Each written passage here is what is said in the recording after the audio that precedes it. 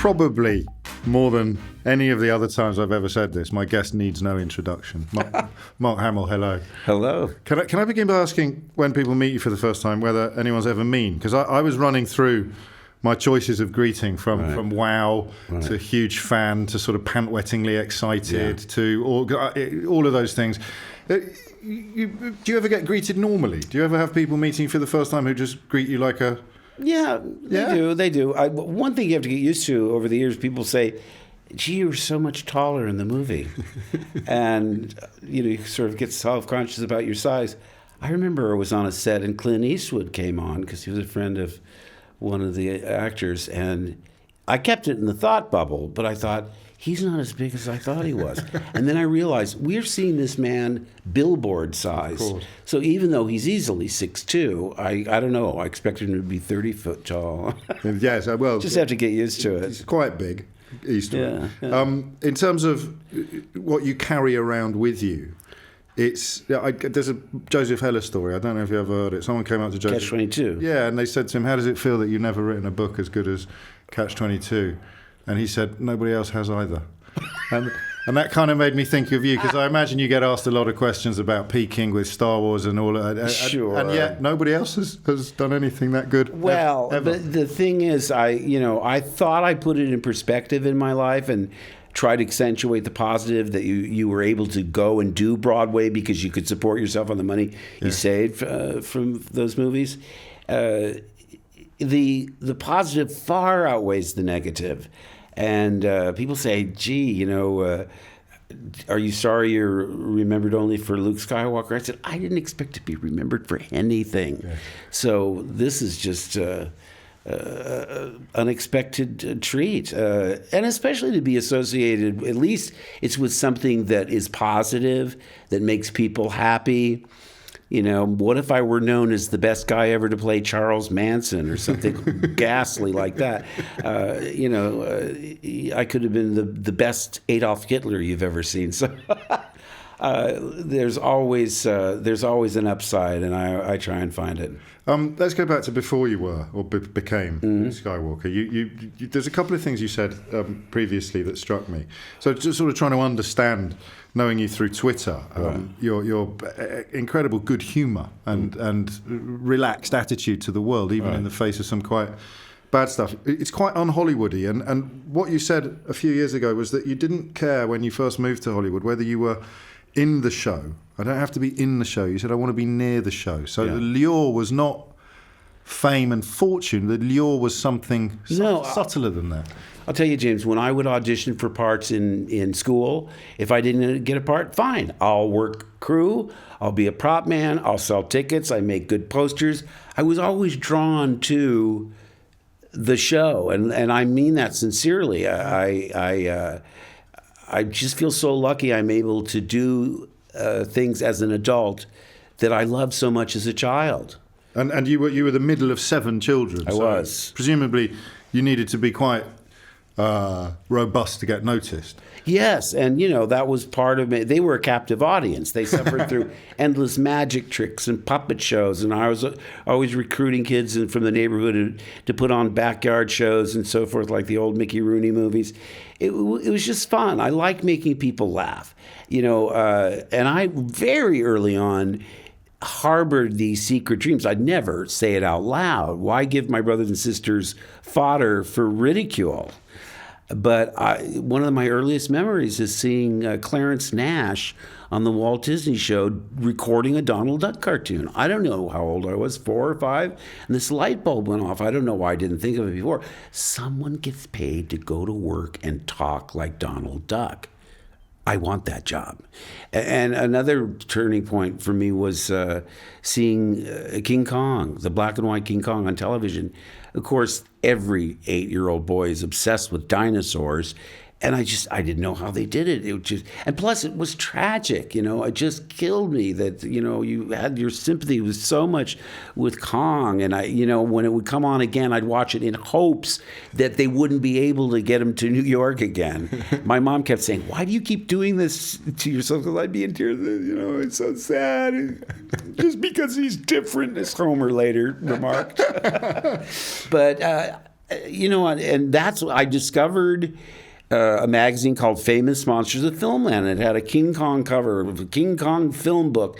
And I read about stop frame animation, and I learned who Willis O'Brien was, and Marcel Delgado, and Ray Harryhausen, and all these things. So I was just mad passionate for the behind the scenes stuff. I was just so interested in that. Now Empire magazine is doing the same thing for the younger generation that Famous Monsters did when I was a kid. But it's so funny when you talk to George Lucas or Spielberg or any of those guys, they were weaned on Famous Monsters as well. So I had this great desire to be, I didn't know what I would be. And like I say, you'd see these making of documentaries. Walt Disney was particularly good at pulling back the curtain. Now, obviously, they were selling a movie, but like the making of Darby O'Gill and the Little People, you'd see, oh, wait, there's the camera crew, and there's the carpenters who build the sets, and there's artists that do scenic design. That's getting back to your question. I don't have to be in the show. I want to be near the show. I thought, even if I fall on my face, I'm not a bad cook. I could cater the show. And I loved live theater. Live theater was the first link, because I didn't know where movies came from. My dad was in the Navy. We moved every couple of years. I went to 9 schools in 12 years, graduated from Yokohama High School. So not only did I not know anybody in show business, nobody in my family knew anybody in show business. The biggest celebrity was our next door neighbor was a baggage handler at San Diego Airport, and Jerry Lewis dropped his wallet on the tarmac, and Don returned it.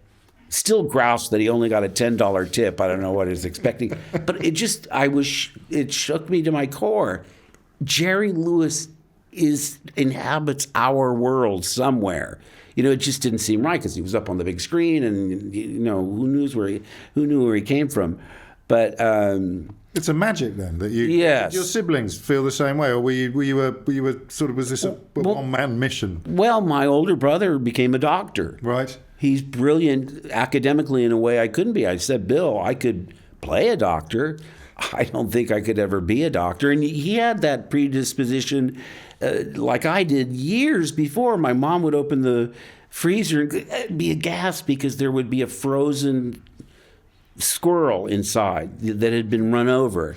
And Bill, why'd you do that? Because he wanted to dissect it later. I mean, I couldn't even take off my own bandage, much less do what he did. So he was oriented that way. My younger brother, Patrick, just a brilliant technician with computers in a way that I don't understand. He's talking about modems, and he's very successful in his. And all my brothers and sisters are different in their own ways. I have a sister who's one of the top dog trainers. I said, Jeannie, you really ought to get into film and television with your skills. And she's sort of like a hardcore. I don't believe animals should be in movies and film. But she'd be the kind of person you go see the movie. She didn't care if 100 people fell off cliffs to their death. If one horse fell down, she'd be in tears. So she's pretty strong-willed. But all my brothers and sisters have very different personalities. But oddly enough, none of them in show business. A very happy childhood then, by the sound. Yeah. I mean, must have got something right as well to instill all of you with this. Yeah. It's a combination of confidence and vision. You appreciated the broadness of her. I think so. I mean, I look back on the fact that we had to adapt to new surroundings every couple of years. All you want desperately as a kid to fit in, not stand out, not bring attention to yourself. I don't think my father was particularly encouraging. He wanted all of us to go into the military, and I said, Dad, again, I could play a military officer. But he thought I would grow out of it. I was, 1974, I would have been 4 years into my career, and he visited, and I was, I don't want to give you my credits, but I'd done, 50 TV shows. I'd been on a soap opera for 9 months. It got canceled, but I had my own TV series for half a season. And I brought him to a screening of The Paper Chase about law students on the lot. So I thought, well, that's impressive too. And on the way home, he said to me, Mark, I've been thinking, if you ever decide to go to law school, I'll match you dollar for dollar. And at first I was really insulted. And I thought I could level this guy if I told him how much I made last year. But I thought, don't do it. It's not worth it. He's never going to get it, really. He thought even at that age, I would have been 22, that it would be something I would outgrow. I don't think he ever was really impressed until I was on the Bob Hope Christmas special. Because, oh my gosh, it's Bob Hope. That made sense to him. That's Jerry Lewis level, isn't it? I mean, suddenly it clicks. Well, he must be doing something right if Bob Hope wants him on the show. Was he proud of you? I think in his own way. I think he would have been prouder if I'd gone into a profession that he really understood. I know he was proud of my brother, but let's face it, science beats the arts. So Bill is still considered the success of the family. Is he really? You're the black sheep. You're the embarrassing brother. But it's interesting you say that, because you've said a couple of things that make you different from a lot of actors I've met. I'd appreciate you were moving around schools a lot, but you didn't want to be the centre of attention. Right. You didn't mind whether you were on stage or backstage cooking. You don't seem to have the look at me gene at all. You don't seem to have the show off thing going on. Well, I mean, to a certain extent, I love making people laugh, but I would cede the title class clown to the person that would go the distance. I mean, act up enough to get thrown out of class. Yeah. I knew where the limits were. And I mean, my father was a disciplinarian. We knew we had to, if we got kicked out of school or detention was one thing, but, he had certain limits and we didn't want to test him. How much of his parenting did you employ when you became a father? We look back and we think, were we too permissive with our kids? I mean, we didn't insist on them going straight from high school into college. My elder son now says, I sort of regret that. Griffin never wanted to go to college, and he's a martial arts instructor. Maybe he didn't need it. My youngest is my daughter, who is our one academic success story. She went to USC. She graduated magna cum laude and then got her master's degree in communications management. Translation, she's unemployed. But no, she has... can teach communications management. It's always...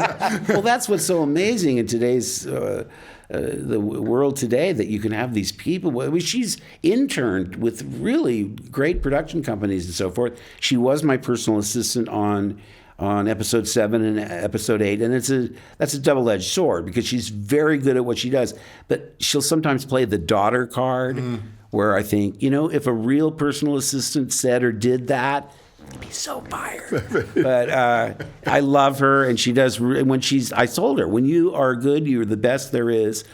When you have your little meltdowns, it's I have to react like a dad, not like an employer.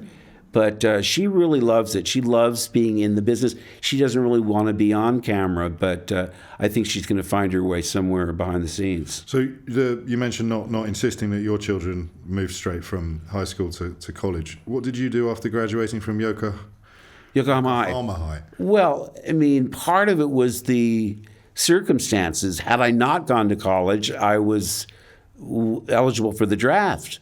And I thought, You don't have bone spurs. You can't... There's a lot of it about, apparently. Yeah, not enough to quit the tennis team or the basketball team or stop golfing.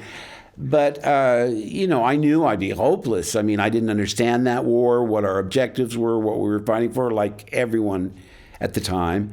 It doesn't seem like we've learned much. Sure. I thought, well, at least we'll never fight a pointless war again, and here we are. But...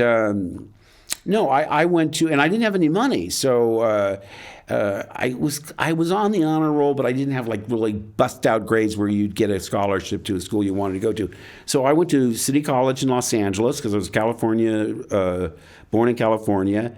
At the time, it was $8 and a pen, and you're in. Seriously. But you really had to prove yourself, because I had to have, not only could I was a theater arts major, but you had to carry enough academic courses I think we had to have 14 and a half units or whatever it was. And that was certainly motivation. But I really wanted to succeed at whatever I did. And I thought there were certain things about the drama department where I thought, well, this is really hokey and politics like crazy, and this is kind of stupid. I don't want to learn it. But keep it in the thought bubble. Mm-hmm. Do whatever you have to do to succeed. And I look back on it as a great foundation of discipline that I've employed to this very day. And so by now when you applied to do theatre arts, you are dreaming of showbiz. Oh, absolutely. Career. When did that kick in? I appreciate you know, at the age of 5, you see things on the television. Right. And think people are being paid. But when did you begin to think, yeah, go on, I'm going to have a crack at this?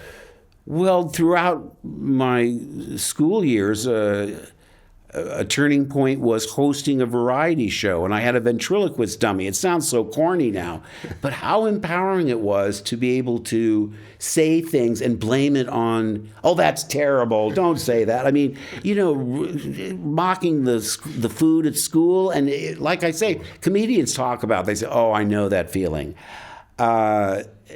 You know, so I'd sit in front of the mirror and practice not moving eyelids.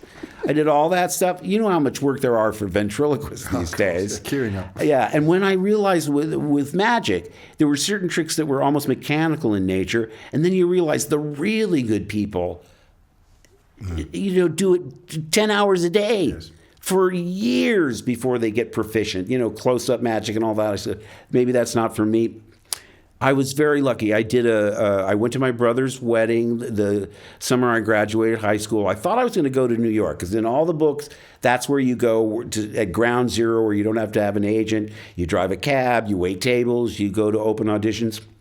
But a friend of his had written an original musical comedy. He'd known me since I was a kid. Since I was doing magic tricks and impressions, you know, I mean, must have been odd to see an 8-year-old say, "Let me make this perfectly clear." You know, I was really working on my Nixon in 6th grade. But he said, "There's a part for you. I mean, you have to audition for the producers, but you should do this." And I did. It was a 99-seat house. There was a guy by the name of Gil Bogus who was in the recording industry. His daughter was in the show. And so after the show, he said to me, "Are you serious about that?" I said, well, you bet. And he was the one that introduced me to people that eventually got me an agent. When I look back on it and I think that was the first summer I was there. Yeah. I had to stay in school. By the next summer, I had an agent and I got my first professional job. And then by my third professional job, I got into SAG. Now, really, I say to people, tenacity is almost as important as talent. If you just stick to it, it's like spinning the roulette wheel. You might have to spin it 1,200 times before it comes up your number. A lot of people just give up and say, you know, I just can't take all this rejection.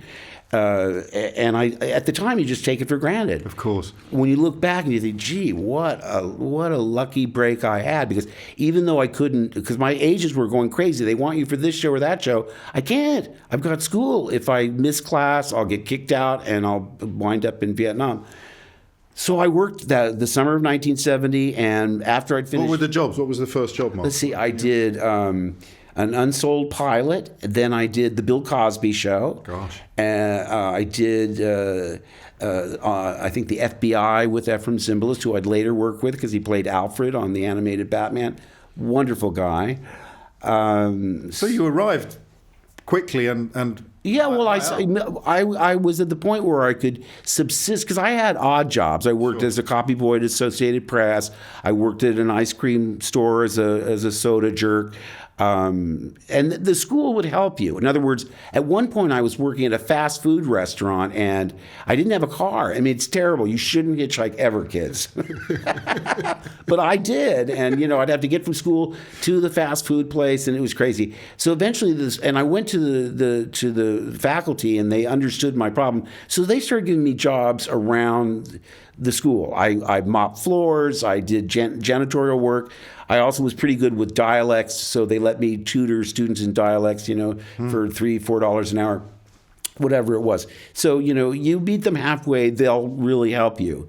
And, like I say, after the draft was over, or I had a high enough number where I wouldn't have been called, I regret not doing 4 years. I should have, because I was always, my parents said, have something you can fall back on. Sure. If it all goes south on you. So I was getting enough units where I could become a teacher. I thought, well, if I can't do it professionally, I'll go teach drama. I'll direct, and it'll work out great. And I love kids, and I admire teachers.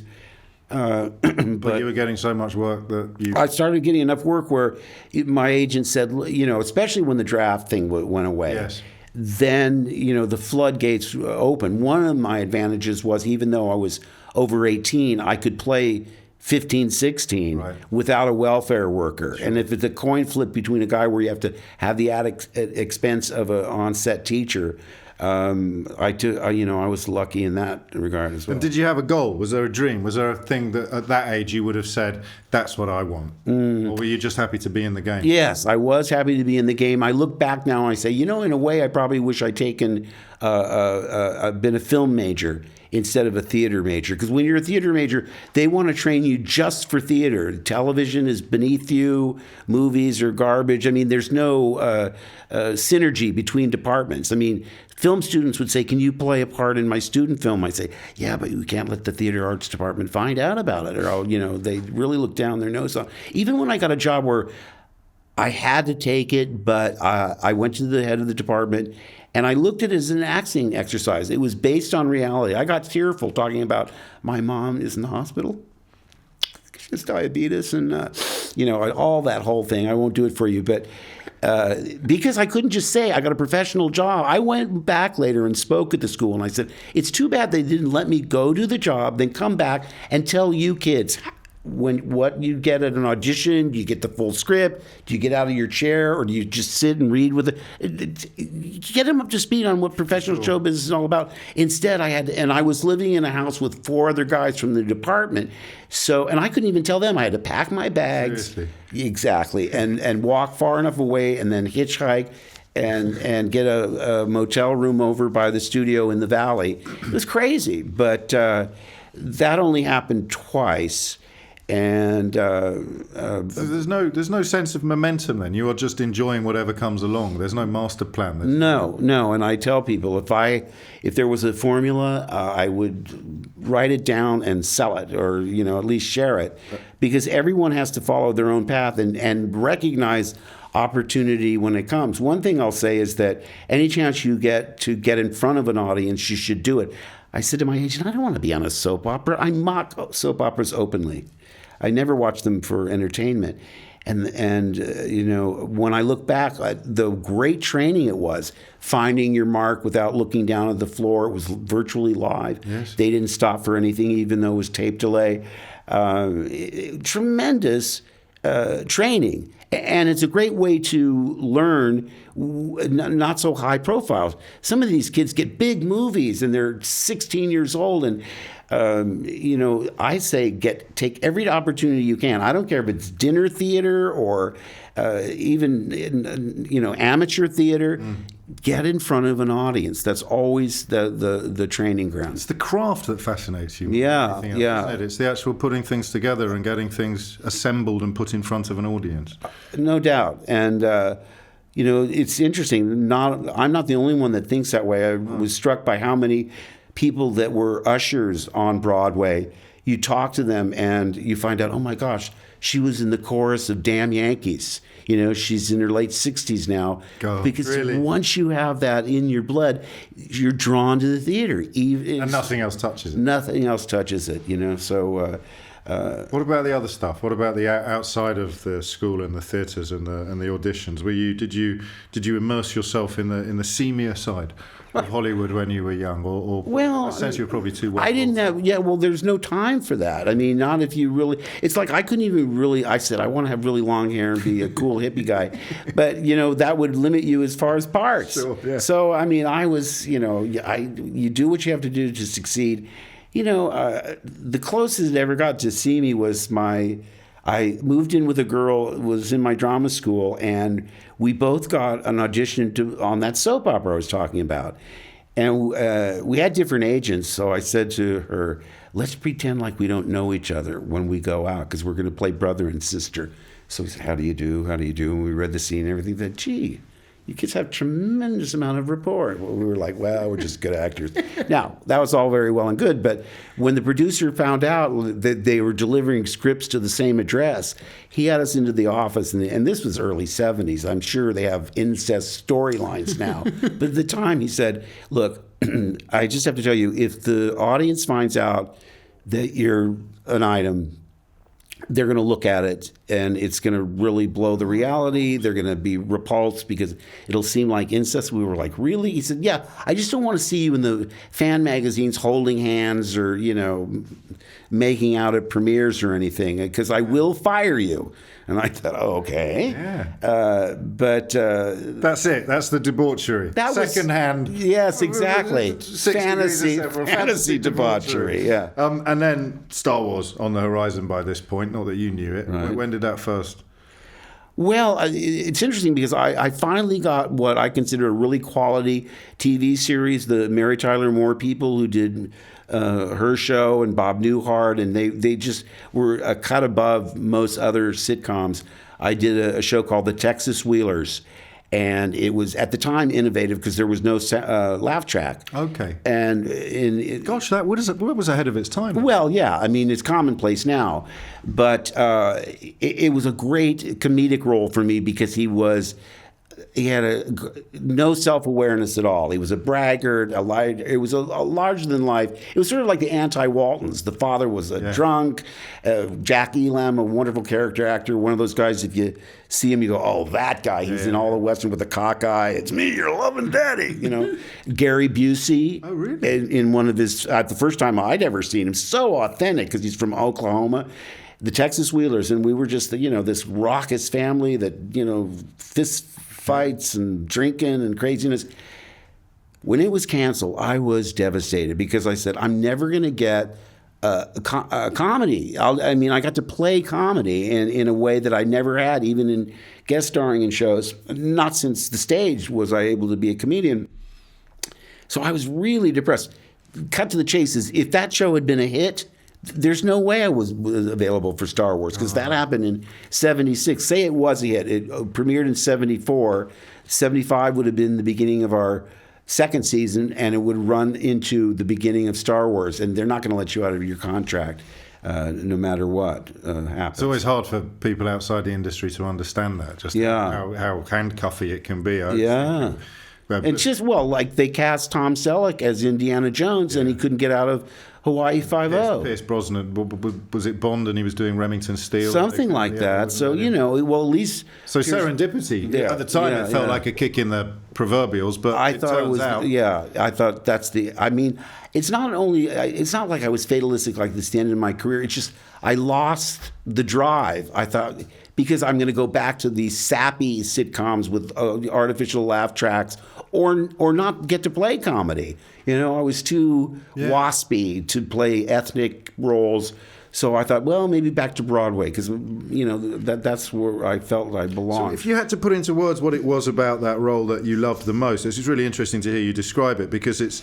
You'd still have been living most people's dream if you went back to the sappy sitcoms and operas. It would still put you in the top 1% of working of anyone who describes themselves as an actor. Yeah. But what was it about this show, The Texas Wheelers, that gave you that suddenly reached parts of you that nothing else had ever reached before?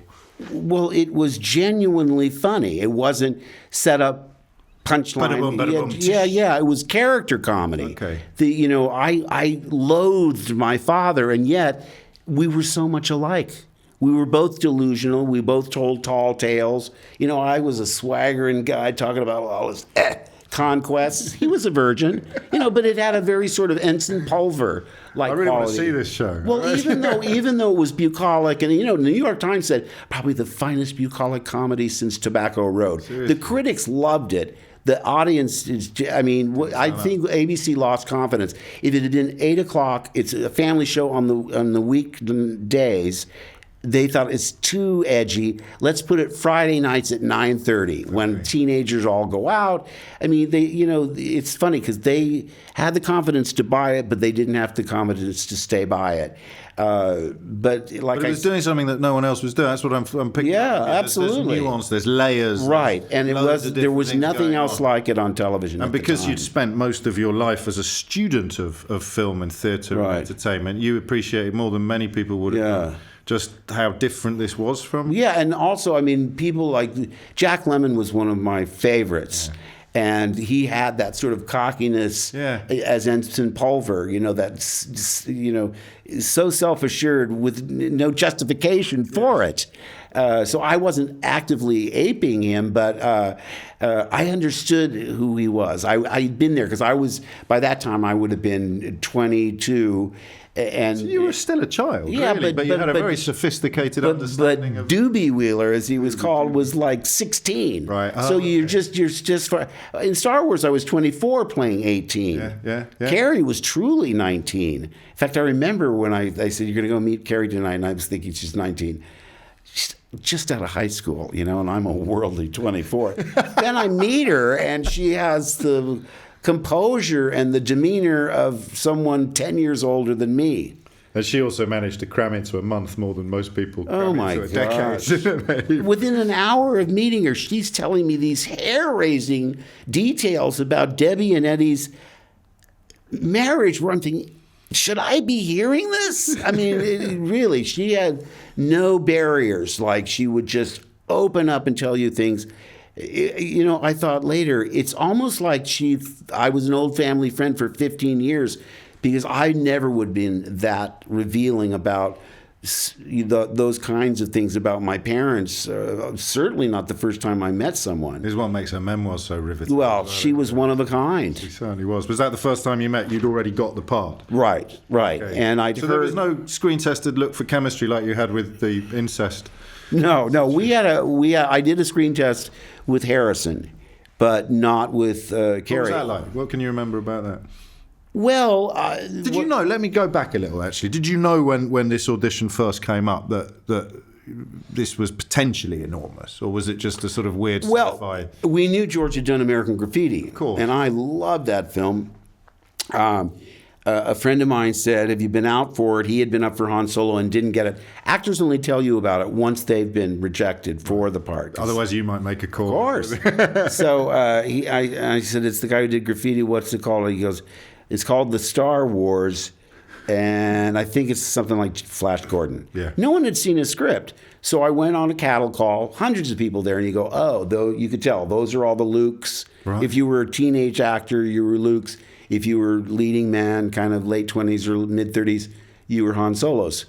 And you go in. Brian De Palma was having a mutual cattle call with George for Carrie, the horror film based on the Stephen King film.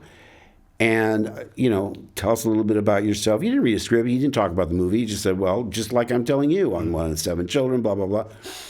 Anyway, thank you. After 5-6 minutes, next. And I said, who was that guy next to him with the beard? Was that his assistant? And they said, no, that's George Lucas. I said, really? He didn't say anything the whole time. He didn't say a word.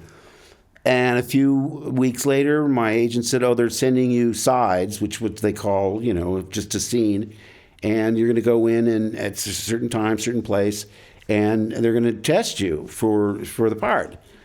Can I get a script? No. We asked, no, just the screen test. And I couldn't make it out, James. I'm reading this thing going, it's so hard to tell whether this is like sincere or is it a parody? It could be camp. Yeah, maybe it's Mel Brooks. Sure. Who knows? I was trying to ask George, as I said, is this like a serious... George sort of recoils about talking about it. He goes, well, let's just do it and we'll talk about it later. Which I learned later is code for let's just do it and we'll never talk about it. ever. Because that's the way he is. He doesn't want to talk about motivation or backstory and all that. And I knew Harrison from American Graffiti. And I thought, he knows George. I said, Harrison, come on. Is this are we sort of arch and comedy? Let's just get it done. So he was no help. So the only decision I made that was probably the right decision, I said, well, I'm not going to take it upon myself to be stylized in any way. I'm going to take this at face value and try and be as sincere as I can. I finally managed to have the nerve to look at the screen test because years ago I signed the rights for them to put it on a DVD extra. I never watched it, but the family was out. I think when we were doing Force Awakens for the afternoon, I thought, and I came across it, screen test. I said, oh, dare I? I clicked on it, and what was interesting was I saw everybody else. I saw Kurt Russell and Robbie Benson and William Catt. I can't remember who else. But what I was struck by was that each one of them was a perfect Luke Skywalker, really, in my opinion. And I looked at mine. I thought, well, the one thing that I was okay with was I wasn't pushing. I was relaxed. A lot of times, if you really want something, the neediness shows through. In this case, I wasn't overdoing it, probably taking my cue from Harrison, who's just can't be anything but completely natural. But honestly, you know, I've said this before, my daughter can mouth it word for word. Billy Lord can do the whole, help me, Obi-Wan, you're my only hope. She can do Carrie's speech. My daughter's heard this so often. I said to Chelsea, but it's interesting because it helps people understand what I was up against. In the screen test, there's a line that never made the final cut. And you can diagram it as a sentence, and it makes sense once you break it down. Here's the problem. To say it as though it's spontaneous and it's just coming off the top of your head, it's the scene, they took out Obi-Wan and the Wookiee. It's us going towards the Death Star. That's no moon. That's a space station. I said, what? And he goes, hey, kid. I've held up my part of the bargain. As soon as we get to so-and-so, you and the droids, I'm dropping you off. Here's the line. I said, but we can't turn back. Fear is their greatest defense. I doubt if the actual security there is any greater than it was on Aquilai or Sullust. And what there is most likely directed towards a large-scale assault. I mean, yeah. Fear is their greatest defense. Yeah, that works. It's so ominous. I doubt if the actual security there is any greater than it was on 2 made-up names for planets. And what there is most likely directed towards a large-scale assault like an armada, that the Millennium Falcons can slip in like a haypenny, you know, and it's... So it made sense, but I said, now try and say it like it's spontaneous. Yeah. And Harrison famously said, hey, George, you can type this stuff. You just can't say it. Use a stronger word than stuff. Because, I love the outtakes of Harrison because he had to say things like, it'll take a few moments for the Navicomputer to calculate the coordinates. But squibs are going off, you know? You think, I can do it at home in front of my mirror. They start sending off explosions and rocking the cockpit. You get a little rattled. But we had a great time, and I think it shows. Did you know when you were making it that you were essentially alchemists? Well, no. I mean, I was one that was a big enthusiast of these kinds of films. And I said, I think this is going to outgrow Planet of the Apes. I meant the Charlton Heston one. Because I said, it's got humor. But was that you? Were you always optimistic? Because I sense that you were probably quite a bouncy individual. You still are. There's a little bit of always wanting to think this is going to be... Right. Well, I said, well, even if it flops at the box office, it's got Midnight Cult written all over it. We'll be in rotation with Rocky Horror Picture Show. Because it's so trippy. I mean, it's a fairy tale more than it is a science fiction. We got a princess, a pirate, a wizard, a farm boy, you know, all of it. It read much more like Wizard of Oz than it did like, traditional science. Yes, exactly. And I mean, we all know 2001 is a classic, but a laugh riot it ain't. And this one had, I mean, are you kidding me? The robots are arguing over whose fault it is. I mean, it just had so much. And then all of a sudden, you know, it was spiritual with the Force.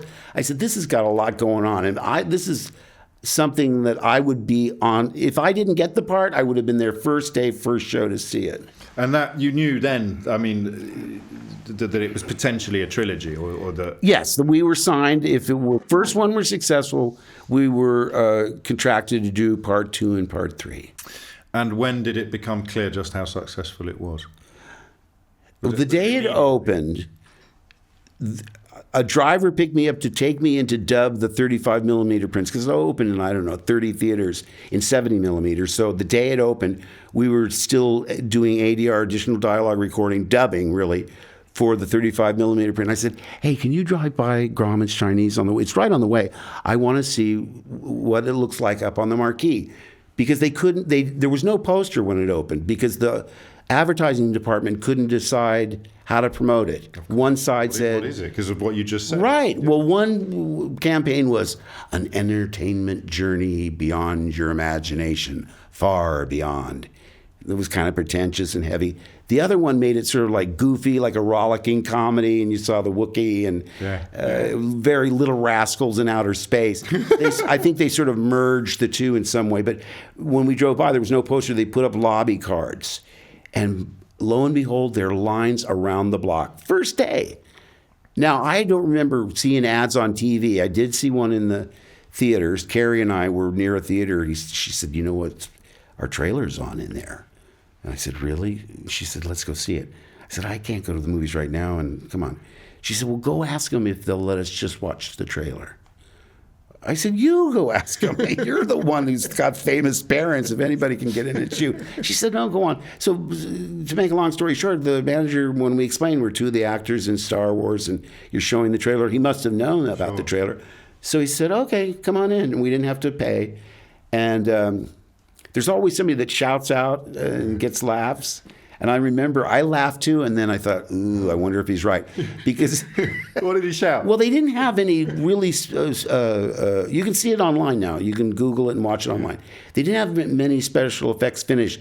So it was a pulsing, boom, boom, boom, boom, somewhere in space. It could all be happening. They're coming in too fast, and then boom, boom, cutting back to show only little snippets, And I think the thing that made this guy think of it is when they eventually saw the Wookiee in headphones turning, out of nowhere. The culmination of the trailer was 1 billion light years in the making, and it's coming to your galaxy this summer. Big explosion. And he said, yeah, and it's coming to the Late Late Show about 2 weeks after that, pal. Huge laugh. And Carrie and I both laughed, and then we went, ooh, yeah, well, what if he's right? I think posterity has judged his prediction fairly conclusively, hasn't it? That guy's probably running a major studio by now. Of course he is, but we now have to fast forward through several decades of your life and career up until the latest Star Wars film, The Last Jedi. You expressed some reservations about it during filming or shortly after filming. You must be proud of it, though. Well, I really lowered my guard there because that's the kind of comment that you keep internal in the rehearsal process. It shouldn't be public. And when I said it, it was before I saw the film. Yes. I was still struggling with... You expressed some reservations about the way the director was taking your character. Right, exactly.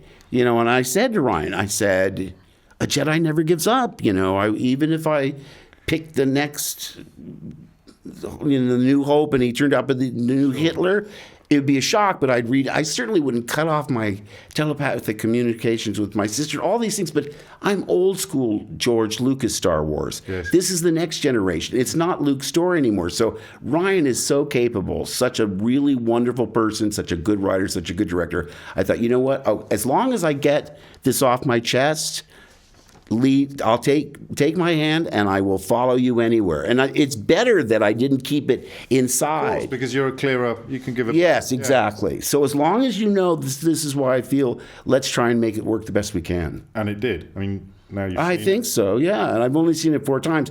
How many times are you asked to rate all the 5 that you've been in? How many times are you asked to put them in? Yeah, well, I'm not going to ask you to do that. No, but my answer is quite simple. It's like being asked, who's your favorite child? Yeah, well, some parents can answer that question. Not honestly. You say, right. You like them all for different reasons. Indeed you do. And you like this one because... Well, I think it's there's so many unexpected twists and turns. It's got great humor. It's got everything you want in a Star Wars movie, and it's not easy to keep surprising people after all these years because they expect so much. People were appalled. You killed Snoke. What is his backstory? So Ryan said to me, the biggest favor I did Episode 9 is getting rid of that guy. I mean, he's just a doppelganger for the Emperor. His backstory is not important, and it clears the deck to make the conflict between Kylo and Rey. He's really smart. Because I mean, I understand it. I understand the fans because I am a fan. Yeah, but you still are. That's the amazing thing. What's I just that? saw on your face there when you said if I hadn't got the part, I'd still have loved this series. Oh, I absolutely. think you'd almost be talking about it like this now. Oh, I know. I'd be a huge Star Wars nerd. I'd have my Yoda ears on and. You really would, wouldn't you? I love all of that stuff. So, I mean, I was giddy with, like I was in the giant Rancor hand. I said, I'm feeling so Fay Ray.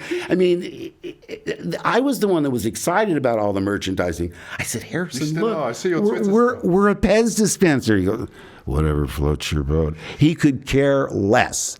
And I think that's what's interesting too. Marcia said there were 2 sets of Luke, Han, and Leia's. Yeah. And they didn't mix or match. It was down to this set or that set. Really? George was packing to go to London to stay to make the movie, and he still hadn't decided. Marcia, his wife, takes credit. She said, you really ought to go with our set.